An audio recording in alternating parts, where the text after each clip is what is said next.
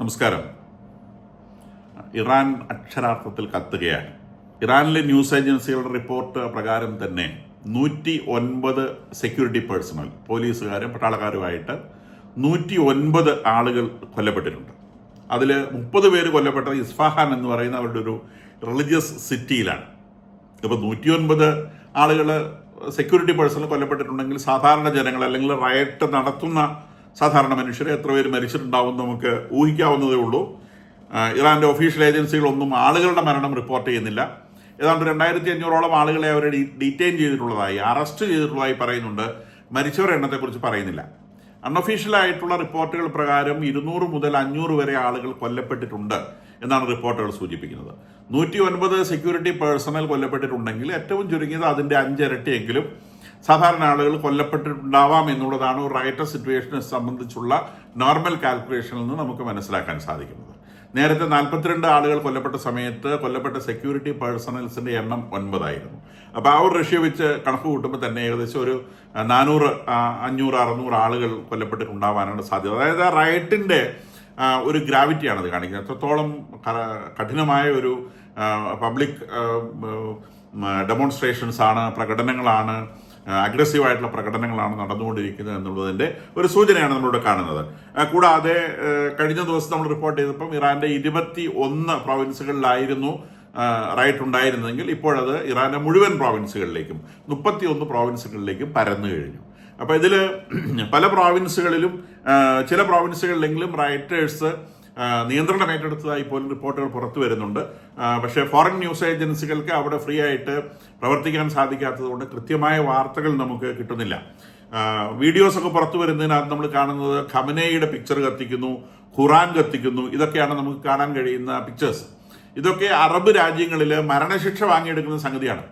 ഖുറാൻ കത്തിക്കുക എന്ന് പറയുന്നത് എന്താണെന്നുള്ളത്, പാകിസ്ഥാനിലെ ഖുറാൻ കത്തിച്ചതിന്റെ പേരിൽ ആളുകളെ കൊന്ന, മരണശിക്ഷയ്ക്ക് വിധിച്ചതും എറിഞ്ഞു കൊന്നതും കത്തിച്ചു കൊന്നതും ഒക്കെ നമ്മൾ കേട്ടിട്ടുണ്ടാവും. അപ്പോൾ അവരുടെ ഖുറാനെ നോക്കിയാൽ തന്നെ കൊന്നുകളെ എന്നുള്ള സിറ്റുവേഷനിലാണ് ഇവിടെ ഖുറാൻ കൂട്ടിയിട്ട് കത്തിക്കുകയാണ്, പബ്ലിക്കായിട്ട് കത്തിക്കുകയാണ്. എന്നിട്ട് അതിന്റെ വീഡിയോ എടുത്ത് ലോകം മുഴുവൻ കാണിച്ചു കൊടുക്കുകയാണ്. കൂടാതെ ഖുറാന് തുല്യമായിട്ടുള്ള ഒരു മനുഷ്യജീവിയാണ് ഖമനേയി എന്ന് പറയുന്നത്. അതുകൊണ്ടാണല്ലോ അദ്ദേഹം പറയുന്നത് അദ്ദേഹത്തിന്റെ റെജിമിനെതിരായിട്ടുള്ള സമരം അത് മരണശിക്ഷ അർഹിക്കുന്ന പാപമാണെന്നാണ് കഴിഞ്ഞ ദിവസം അദ്ദേഹം പ്രഖ്യാപിച്ചത്.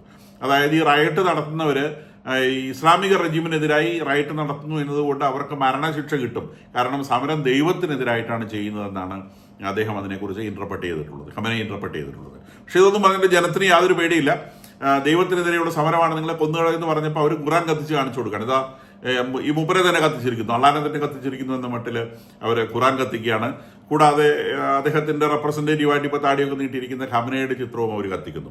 കൂടാതെ ഇതിനകത്ത് വേറെ രസകരമായ റിപ്പോർട്ടുകൾ പുറത്തു വരുന്നത് അവരുടെ റിലീജിയസ് സിറ്റികളുണ്ട്. അത് പ്രധാനമായിട്ടും മഷാദ് എന്ന് പറയുന്നൊരു സിറ്റിയാണ്. അത് ഈ മുല്ലാമാരെയൊക്കെ ട്രെയിൻ ചെയ്യുന്ന മറ്റേ കോളേജുകളും ഒക്കെ ഉള്ള സ്ഥലമാണ്. ആ സ്ഥലത്ത് ഈ മുല്ലാമാരെ ട്രെയിൻ ചെയ്യുന്ന കോളേജുകൾ മാത്രമല്ല, മോസ്കുകളടക്കം ആളുകൾ കത്തിക്കുകയാണ്. അപ്പൊ ഇവർക്ക് തന്നെ ഈ മോസ്കിനോടും പിന്നെ മുല്ലാമാരുടെ കോളേജിനോടൊക്കെ വിരോധം എന്നുള്ളത് മനസ്സിലാവുന്നില്ല. ചില റിപ്പോർട്ടുകൾ സൂചിപ്പിക്കുന്നത് അവിടെ വലിയ തോതിൽ കൺവേർഷൻസ് നടന്നിട്ടുണ്ട്. അപ്പം ഇത് ഇവാഞ്ചലിസ്റ്റുകൾ കൂടി ഈ പറയുന്ന ഇവാഞ്ചലൈസേഷന്റെ ഭാഗമായിട്ട് കൺവേർട്ട് ചെയ്ത ആളുകൾ കൂടി ഈ സമരത്തിന്റെ നേതൃത്വത്തിലുണ്ട്. അതുകൊണ്ട് ഇസ്ലാമിക് റിലീജിയനെതിരെ കൂടി സമരം നടക്കുന്നു എന്നൊക്കെ തരത്തിലുള്ള ഇന്റർപ്രിട്ടേഷൻസ് ചില കോർണറുകളിൽ നിന്ന് വരുന്നുണ്ട്. പക്ഷെ വ്യക്തമായിട്ടും അതിനേക്കാൾ ഏറെ ഈ ഒരു റയറ്റിന്റെ ഏറ്റവും പ്രധാനപ്പെട്ട കാരണം എക്കണോമിക് റീസൺ ആണ്. മനുഷ്യർ പട്ടിണി കിടന്നും മടുത്തിട്ടാണ്. അപ്പൊ അവരുടെ ഇറാൻ റിയാലിന് അശേഷം 5 പൈസയുടെ വിലയില്ല, കടലാസിന്റെ വില പോലും ഇല്ല. അപ്പൊ അത് ടോയ്ലറ്റ് പേപ്പറായിട്ട് ഒരു ഉപയോഗിക്കാൻ കൊള്ളാത്ത അവസ്ഥയിലേക്ക് അതിന്റെ മൂല്യം താണുപോയി. അപ്പൊ ജനത്തിന് ഒന്നും വാങ്ങാൻ പറ്റുന്നില്ല. പർച്ചേസിംഗ് കപ്പാസിറ്റി 0 ഒരു ദിവസം ജോലി ചെയ്താൽ ഒരു ബർഗർ വാങ്ങിക്കാനുള്ള പണം സമ്പാദിക്കാൻ ഒരാൾക്ക് സാധിക്കില്ല എന്നുള്ളതാണ് അതിന്റെ ഒരു ഫിനാൻഷ്യൽ സിറ്റുവേഷൻ കാണിക്കുന്നത്. ഒരു ദിവസം ശമ്പളം ഉപയോഗിച്ച് അല്ലെ ഒരു ദിവസത്തെ കൂലി ഉപയോഗിച്ച് ഒരു ബർഗർ വാങ്ങിക്കാൻ കഴിയില്ല. അപ്പൊ 5 പേരുടെ ഒരു ഫാമിലി അങ്ങനെ ജീവിക്കും, അല്ലെ 4 പേരുടെ ഒരു ഫാമിലി അങ്ങനെ ജീവിക്കും. അപ്പൊ ആ ഒരു സിറ്റുവേഷനിലാണ് ഈ ഇത്രയും വലിയൊരു റയറ്റ് ഉണ്ടായിട്ടുള്ളത്. കാരണം ഇക്കണോമിക് സിറ്റുവേഷൻ ആണ്, അല്ലാതെ റിലീജിയസ് സിറ്റുവേഷൻ അല്ല ഈ റയറ്റിന് കാരണം എന്നുള്ളത് ഏതാണ്ട് വ്യക്തമാണ്. പിന്നെ ഓരോ കോർണറിൽ നിന്ന് ഒരു ന്യൂസ് വരുമ്പോൾ ഓരോ ആളുകൾ ഓരോന്നോരോന്ന് പ്രൊജക്ട് ചെയ്ത് കാണിക്കുന്നുള്ളൂ. ഇത് റിലീജിയസ് റീസണേക്കാളേറെ ഈ മതത്തോട് ദേഷ്യം വരാനുള്ള കാരണം ഇത് മത നേതൃത്വമാണ് ഭരിക്കുന്നത് എന്നുള്ളതാണ്. ട്രംപ് അദ്ദേഹത്തിന്റെ സഹായ വാഗ്ദാനം വീണ്ടും അദ്ദേഹം പ്രഖ്യാപിച്ചിട്ടുണ്ട്. Iran is looking at freedom perhaps like never before. The USA stands ready to help. That doesn't mean boots on the ground, but it means hitting them very, very hard where it hurts. എന്നാണ് അദ്ദേഹം പറഞ്ഞിട്ടുള്ളത്. അതായത് അദ്ദേഹം അവിടെ പട്ടാളത്തെ ഇറക്കാൻ ഉദ്ദേശിക്കുന്നില്ല, നേരെ മറിച്ച് അവർക്ക് അടി കൊണ്ടാൽ ഏറ്റവും നോവുന്ന സ്ഥലത്ത് അതിശക്തമായി ഞാൻ അടിക്കുമെന്നാണ് പറഞ്ഞത്. അദ്ദേഹം എന്താണ് അതുകൊണ്ട് ഉദ്ദേശിക്കുന്നതെന്ന് അറിയില്ല. ട്രംപാണ്.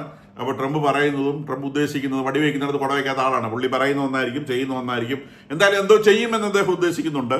അത് റൈറ്റേഴ്സിന് വലിയ സന്തോഷം തരുന്ന കാര്യമാണ്. പക്ഷേ അവർക്കിപ്പോൾ ഇതൊന്നും കാണാൻ നിവൃത്തിയില്ല. കാരണം ഇന്റർനെറ്റ് കട്ട് ചെയ്തിട്ട് ഇപ്പോൾ ഇന്ന് 4ാമത്തെ ദിവസമാണ്.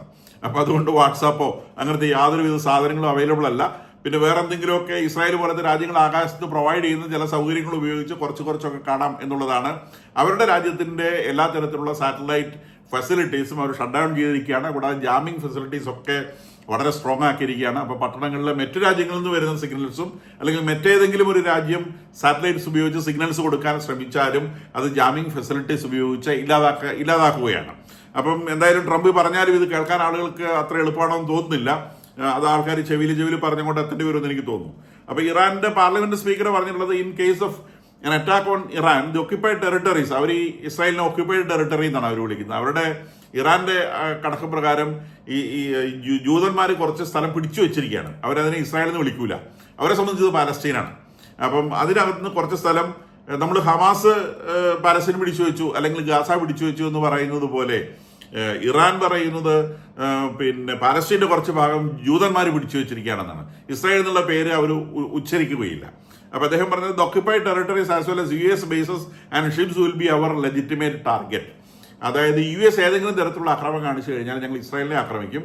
പിന്നെ US-ന്റെ ഇവിടെയുള്ള ബേസുകളെ ഞങ്ങൾ ആക്രമിക്കും. കൂടാതെ US-ന്റെ ഷിപ്പുകളെയും ആക്രമിക്കുമെന്നാണ് അദ്ദേഹം പറഞ്ഞിട്ടുള്ളത്. അപ്പോൾ പറയുന്നവർക്ക് പലതും പറയാൻ സാധിക്കും. അതുകൂടാതെ ഈ US ഇവരുടെ MPമാരെല്ലാം കൂടെ പാർലമെന്റിൽ കിടന്നുകൊണ്ട് ഡെത്ത് ടു അമേരിക്ക എന്ന് പറഞ്ഞ് നിലവിളിക്കുന്നുണ്ട്. അത് ഈ പറയുന്ന ഇറാന്റെ എല്ലാ കാലത്തെയും മുദ്രാവാക്യമാണ്. Death to America, death to Jews and death to Israel എന്നുള്ളത് അവരുടെ എല്ലാ കാലത്തെയും മുദ്രാവാക്യമാണ്. അപ്പോൾ ഒരു പാർലമെന്റിൽ കിടന്ന് ഈ മുദ്രാവാക്യം വിളിക്കുമ്പോൾ സ്ട്രീറ്റിൽ കിടന്ന് ജനം വേറൊരു മുദ്രാവാക്യം വിളിക്കുന്നുണ്ട്. ആ മുദ്രാവാക്യം ഇതാണ്, death to Khamenei and death to the mullah regime എന്നാണ്. അപ്പം ഇറാനിലെ 31 പ്രോവിൻസുകളിലെ തെരുവുകളിലും ഉയർന്നു കേൾക്കുന്ന ഒരൊറ്റ ശബ്ദം മാത്രമാണ്, ഖമനേയിയെ കൊല്ലണം, കൂടാതെ മുല്ല റജീമിനെ ചവിട്ടിത്തേച്ച് കൊല്ലണം. ഇതാണ് ഇപ്പോൾ ഈ പറയുന്ന ഇറാനിൽ എമ്പാട് മുഴങ്ങി കേൾക്കുന്ന ഒരു മുദ്രാവാക്യം. പാർലമെന്റിനകത്ത് മാത്രം ഡെത്ത് ടു അമേരിക്ക എന്നൊരു മുദ്രാവാക്യം ഉയർന്നു കേൾക്കുന്നുണ്ട്. അപ്പൊ അത് കൂടാതെ തന്നെ US-ന്റെ മിലിറ്ററി പ്രിപ്പയർഡ്നെസ് ഇറാന് ചുറ്റുമുള്ളത്, പ്രത്യേകിച്ചും പേർഷ്യൻ ഗൾഫിലെ വളരെയധികം സ്ട്രോങ് ആക്കുന്നതായിട്ട് മനസ്സിലാവുന്നുണ്ട്. US നേവി അവിടെ വല്ലാതെ ബിൽഡ് ചെയ്യുന്നുണ്ട്. അവരുടെ ഒരു ഷിപ്പ്, ദാറ്റ് ഈസ് USS നിമിറ്റ്സ് എന്ന് പറയുന്ന ഒരു ഷിപ്പ്, അത് ന്യൂക്ലിയർ പവേർഡ് എയർക്രാഫ്റ്റ് കാരിയറാണ്, വലിയ എയർക്രാഫ്റ്റ് കാരിയറാണ്. അത് പേർഷ്യൻ ഗൾഫിലേക്ക് മൂവ് ചെയ്യുന്നതായിട്ട് ന്യൂസുകൾ വരുന്നുണ്ട്. കൂടാതെ അവിടെ ഇപ്പോൾ ഓൾറെഡി USS കാൾ വിൻസൺ എന്ന് പറയുന്ന എയർക്രാഫ്റ്റ് കാരിയർ പേർഷ്യൻ ഗൾഫിൽ തന്നെ ഉണ്ട്. അതിലേക്ക് കൂടുതൽ വിമാനങ്ങളും അതുപോലെ അതിലേക്ക് ആയുധങ്ങളും ഒക്കെ വരുന്നതായിട്ട്, അതായത് റീഇൻഫോഴ്സ്മെന്റ് നടക്കുന്നതായിട്ടും വാർത്തകൾ പുറത്തു വരുന്നുണ്ട്. ഈ USS തോമസ് ഹണ്ടർ ഡിസ്ട്രോയർ, ഈ ഡിസ്ട്രോയർ ഷിപ്പുകൾ എന്ന് പറയുന്ന വേറൊരു കാറ്റഗറി ഷിപ്പുകളുണ്ട്. അതിൽ USS തോമസ് ഹണ്ടർ എന്ന് പറയുന്ന ഒരു ഡിസ്ട്രോയർ ഓൾറെഡി മെഡിറ്ററേനിയൻ സീയിൽ ഇസ്രായേലിനോട് ചേർന്ന് നിൽക്കുന്നുണ്ട്. ഇസ്രായേലിന്റെ പ്രൊട്ടക്ഷനുമായി ബന്ധപ്പെട്ടിട്ടാണ്. അപ്പോൾ അതിനെ സഹായിക്കാനായി 2 ഷിപ്പുകൾ കൂടി, USS ഓൾറേ ബൂർക്ക് എന്ന് പറയുന്ന ഒരു ഷിപ്പും USS സള്ളിവൻ എന്ന് പറയുന്ന ഒരു ഷിപ്പും കൂടി, 2 ഡിസ്ട്രോയർ ഷിപ്പുകൾ കൂടി മെഡിറ്ററേനിയനിലേക്ക് എത്തിച്ചേരുന്നതായിട്ടും വിവരം ലഭിക്കുന്നുണ്ട്. അപ്പൊ ഈ നേവിയുടെ US നേവിയുടെ 5th ഫ്ലീറ്റ് എന്ന് പറയുന്ന സംഗതിയാണ് മിഡിൽ ഈസ്റ്റിലുള്ളത്. അതിന്റെ ഹെഡ് ക്വാർട്ടേഴ്സ് ബഹ്റൈനിലാണ്. അപ്പൊ അതിന്റെ പ്രധാനപ്പെട്ട ഒരു ജോലി എന്ന് പറയുന്നത് ഈ പേർഷ്യൻ ഗൾഫിനെ മൊത്തത്തിൽ പ്രൊട്ടക്ട് ചെയ്യുക. അതിൽ തന്നെ പ്രധാനമായിട്ടും ഹോർമുസ് സ്ട്രെയിറ്റ് എന്ന് പറയുന്ന സാധനമുണ്ട്. അത് ഒരു ബോട്ടിൽ നെക്ക് പോലെ പേർഷ്യൻ ഗൾഫിനകത്തുള്ള സാധനമാണ്. നമ്മൾ പടം എടുത്ത് നോക്കിയാൽ കാണാൻ പറ്റും. നമ്മൾ അറബിക്കടലിൽ നിന്ന് അങ്ങോട്ട് പേർഷ്യൻ ഗൾഫിലേക്ക് കടക്കുമ്പോൾ ആദ്യത്തെ ഭാഗത്തിനെ നമ്മൾ ഗൾഫ് ഓഫ് ഒമാൻ എന്നാണ് വിളിക്കുന്നത്. ഒമാനോടും ഒമാന്റെ ഇറാന്റെ ഇടയ്ക്ക് കിടക്കുന്ന കടലിനെ, കടലിടുക്കിനെ അതിന് ഗൾഫ് ഓഫ് ഒമാൻ എന്ന് പറയും. ഗൾഫ് ഓഫ് ഒമാൻ വീണ്ടും പിന്നെ വടക്കോട്ട് നീങ്ങുമ്പോൾ അത് ഈ ഹോർമുസ് സ്ട്രെയിറ്റ് എന്ന് പറയുന്ന ബോട്ടിൽ നെക്കിലേക്ക് കിടക്കും. ആ ബോട്ടിൽ നെക്കിന്റെ ഒരു ഭാഗത്ത് ഇറാനാണ്, മറുഭാഗത്ത് യുണൈറ്റഡ് അറബ് എമിറേറ്റ്സ് ആണ്. അപ്പോൾ ദുബായ് ഒക്കെ അങ്ങോട്ട് പ്രൊജക്ട് ചെയ്ത് നിൽക്കുന്ന ഒരു സംഗതിയാണ്. അപ്പോൾ ആ ബോട്ടിൽ നെക്ക് എപ്പോൾ വേണമെങ്കിലും ഇറാൻ അടയ്ക്കാൻ പറ്റും. കാരണം അതിന്റെ ഒരു ബോർഡർ ഇറാനാണ്. ഇറാൻ അടയ്ക്കാന്ന് പറഞ്ഞാൽ അത് മൈൻ ചെയ്ത് അടച്ചു കഴിഞ്ഞാൽ ഈ പേർഷ്യൻ ഗൾഫിൽ നിന്നുള്ള മുഴുവൻ ഓയിലും അതിലെ കൂടിയാണ് പുറത്തേക്ക് വരുന്നത്. അപ്പോൾ ആ ഓയിലിന്റെ മൊത്തം ഒഴുക്ക് ഇറാന് നിർത്തിക്കളയാൻ പറ്റും. അപ്പൊ ഈ സ്ട്രൈറ്റ് ഓഫ് ഹോർമൂസിനെ പ്രൊട്ടക്ട് ചെയ്യുക എന്നുള്ളതാണ് വാസ്തവത്തിൽ ഈ 5th ഫ്ലീറ്റിന്റെ ഏറ്റവും പ്രധാനപ്പെട്ട ജോലി. അപ്പം Persian Gulf, strait of Hormuz, then Gulf of Oman, Red Sea, ഇതിന്റെ മൊത്തത്തിലുള്ള സുരക്ഷയുമായി ബന്ധപ്പെട്ടുള്ള US നേവിയുടെ ഹെഡ് ക്വാർട്ടേഴ്സാണ് 5th ഫ്ലീറ്റ് ബഹ്റൈനിലുള്ളത്. ഇനി അവിടെ ഡിസ്ട്രോയർ ഷിപ്പുകൾ എന്ന് പറയുന്ന ഷിപ്പുകളുണ്ട്. അതിന്റെ ജോലി provide air defence, surface warfare, ballistic missile defences with and അവിടെ ഉള്ള ഷിപ്പുകൾ USS തോമസ് ഹണ്ടർ എന്ന് പറയുന്ന ഷിപ്പ് നമ്മൾ ഓൾറെഡി പറഞ്ഞു കഴിഞ്ഞു. ദെൻ USS പോൾ ഹാമിൽട്ടൺ എന്ന് പറഞ്ഞൊരു ഷിപ്പുണ്ട്. ദെൻ USS മക്വാൾ എന്ന് പറയുന്ന വേറൊരു ഷിപ്പുണ്ട്. അപ്പോൾ ഇതെല്ലാം ഈ ഭാഗത്ത് ഡിസ്ട്രോയർ ഷിപ്പുകൾ ഡിപ്ലോയ് ചെയ്യപ്പെട്ടിട്ടുള്ളതാണ്. ദെൻ ലിറ്ററൽ കോമ്പാറ്റ് ഷിപ്സ് എന്ന് പറയുന്ന വേറെ ടൈപ്പ് ഷിപ്പുകളുണ്ട്. അത് ഈ മൈനിങ്ങിനെ മൈൻ ചെയ്യാൻ വരുന്ന ആ സംഗതിയെ ഒപ്പോസ് ചെയ്യുന്ന സംഗതിയാണ്. മൈൻ ചെയ്യാനുള്ള സംവിധാനങ്ങളെയൊക്കെ ഓടിച്ചുവിടാനും അതിനെ ഒപ്പോസ് ചെയ്യാനും ഡിഫെൻഡ് ചെയ്യാനും സാധിക്കുന്ന ഒരു സംഗതിയാണ്. അത് കൂടാതെ അതിന് ഷാലോ വാട്ടേഴ്സിൽ ആഴം കുറഞ്ഞ വെള്ളങ്ങളിലും ഈ ലിറ്ററൽ കോമ്പാറ്റ് ഷിപ്റ്റുകൾക്ക് വർക്ക് ചെയ്യാൻ സാധിക്കും. ഇനി മൈൻ കൗണ്ടർ മെഷർ ഷിപ്സ് എന്ന് പറയുന്ന വേറൊരു കാറ്റഗറി ഉണ്ട്. അത് മൈൻ വാരി കപ്പലുകൾ തന്നെയാണ്. ഒരു സ്ഥലത്ത് മൈൻ വിതച്ചു കഴിഞ്ഞാൽ അതിനെ റിമൂവ് ചെയ്യാൻ വേണ്ടി ഉപയോഗിക്കുന്ന ഷിപ്പുകളാണ് this mine countermeasure ships എന്ന് പറയുന്നത്. ദെൻ അംഫീബിയസ് ഷിപ്പ് എന്ന് പറയുന്ന വേറൊരു കാറ്റഗറി ഉണ്ട്. അത് മറൈൻസിനെ കൊണ്ടു നടക്കുന്നതാണ്. ഈ ഷിപ്പുകൾ കരയിൽ ഓപ്പറേറ്റ് ചെയ്യാൻ പറ്റും, കടലിലും ഓപ്പറേറ്റ് ചെയ്യാൻ പറ്റും. അതിലെ പട്ടാളക്കാരും അതിന് തക്ക രീതിയിലുള്ളതാണ്. അപ്പൊ ഇത്രയും കാര്യങ്ങൾ ഓൾറെഡി ഈ 5th ഫ്ലീറ്റിന്റെ ഭാഗമായിട്ടുണ്ട്. അതിന്റെ കൂടെയാണ് ഈ അഡീഷണൽ മെഷേഴ്സും കൂടി അവിടേക്ക് എത്തുന്നത്. കൂടാതെ നമുക്കറിയാവുന്ന പോലെ ധാരാളം എയർബേസുകൾ US പ്രദേശത്തുണ്ട്. അതിൽ ഏറ്റവും വലുത് ഖത്തറിലുള്ള അൽ ഉദൈദ് എയർബേസ് ആണ്. കൂടാതെ യുണൈറ്റഡ് അറബ് എമിറേറ്റ്സിൽ UAE എയർബേസ് ഉണ്ട്, കുവൈറ്റിലുണ്ട്, ജോർദാനിലുണ്ട്, സൗദി അറേബ്യയിലുണ്ട്, ഇറാഖിലുണ്ട്, ടർക്കിയിലുണ്ട്. അപ്പോൾ ഇത്രയും സ്ഥലങ്ങളിലെല്ലാം എയർബേസുകളുണ്ട്. അവിടെ എല്ലാം നൂറുകണക്കിന് US-ന്റെ ഫൈറ്റർ പ്ലെയിനുകൾ, ഏറ്റവും മോസ്റ്റ് മോഡേൺ F-35 മുതലുള്ള എല്ലാ ഫൈറ്റർ പ്ലെയിനുകളും ഈ സ്ഥലങ്ങളിൽ ഡിപ്ലോയ് ചെയ്യപ്പെട്ടിട്ടുണ്ട്. നൂറുകണക്കിന് പ്ലെയിനുകളാണ് റെഡിയായി നിൽക്കുന്നത്. കൂടാതെ US-ന്റെ 50,000-ഓളം ഗ്രൗണ്ട് ഫോഴ്സും മിഡിൽ ഈസ്റ്റിലുണ്ട്. അത് ഇറാഖിലും സിറിയയിലും കുവൈറ്റിലും ഖത്തറിലും യുണൈറ്റഡ് അറബ് എമിറേറ്റ്സിലും ജോർദാനിലും ബഹ്റൈനിലും ഈജിപ്തിലുമായിട്ട് ഇവരിങ്ങനെ ചെതറി നിൽക്കുന്നുണ്ട്. അപ്പോൾ ഒരു ആവശ്യം വന്നു കഴിഞ്ഞാൽ ഈ പ്രദേശങ്ങളിലെല്ലാം ഈ മിലിറ്ററി ഇവർക്ക് കൊണ്ടുവന്ന് ഡിപ്ലോയ് ചെയ്ത് അതിനെ ഓപ്പറേറ്റ് ചെയ്യിക്കാൻ പറ്റും. പ്ലസ് ഏറ്റവും വലുതായിട്ട് ഇസ്രായേൽ ഒരു മാസമായിട്ട് ഇറാനെതിരെ യുദ്ധം ചെയ്യാൻ 100% റെഡിയായി നിൽക്കുകയാണ്. അപ്പോൾ ഇസ്രായേൽ ഒരു മാസമായി അമേരിക്കയോട് പറയുന്ന ഒരു അടി ഇവനുണ്ട് കൊടുക്കണം, ഇല്ലാതെ ശരിയാവില്ല. കാരണം അവൻ വീണ്ടും ന്യൂക്ലിയർ പവറിലേക്ക് പോകുന്നു, മിസൈൽ പവർ കൂട്ടുന്നു. അപ്പോൾ അവൻ്റെ മിസൈൽ കേപ്പബിലിറ്റി 100% തല്ലിപ്പൊളിക്കണം എന്ന് പറഞ്ഞുകൊണ്ട് ഇസ്രായേൽ ഒരു മാസമായിട്ട് അമേരിക്കയുടെ പുറകെ നടക്കണം. അപ്പോഴാണ് ഈ റൈറ്റ് പൊട്ടിപ്പുറപ്പെട്ടത്. അപ്പോൾ കാര്യങ്ങൾ എളുപ്പമാകുന്നു. ഇറാന്റെ ഉള്ളിൽ തന്നെ ബോംബ് രൂപപ്പെട്ട് വരികയാണ്. ഹ്യൂമൻ ബോംബ് രൂപപ്പെട്ട് വരികയാണ്. അപ്പോൾ ആ ബോംബിനെ സഹായിച്ചു കൊടുത്തു കഴിഞ്ഞാൽ യുദ്ധമില്ലാതെ തന്നെ അവർ തന്നെ ഈ ഖമനയിനെ ഇല്ലാതാക്കിക്കൊള്ളുമെന്നൊരു സിറ്റുവേഷനാണ് ഇപ്പോൾ കറന്റ്ലി US-ൽ നിലവിലുള്ളത്. അപ്പം ജൂൺ 13 മുതൽ 25 വരെയുള്ള 12 ഡേ വാർ എന്ന് പറയുന്ന ഒരു യുദ്ധത്തിൽ തന്നെ ഇറാന്റെ നടുവൊടിഞ്ഞിരുന്നു. പിന്നീട് ഇപ്പോൾ ഈ റൈറ്റും കൂടെ ആയപ്പോഴേക്കും ഒരു തരത്തിലും നിവർന്നു നിൽക്കാനാവാത്ത ഒരു അവസ്ഥയിലാണ് ഖമനയി റെജിം ഉള്ളത്. ഖമനയുടെ ഏറ്റവും സാധ്യതയുള്ളത് ഈ എങ്ങനെയെങ്കിലും ഇറാനിൽ നിന്ന് ജീവനും കൊണ്ട് രക്ഷപ്പെടാമെന്നാണ്. രക്ഷപ്പെടൽ എളുപ്പമല്ല. റഷ്യയിലേക്ക് എത്തണം. റഷ്യയിലേക്ക് എത്തുന്നതിന് രക്ഷപ്പെടുന്നതിനിടയിൽ കൂടെ ഒരുപക്ഷെ പോയിക്കോട്ടെ എന്ന് വിചാരിക്കാനാണ് സാധ്യത.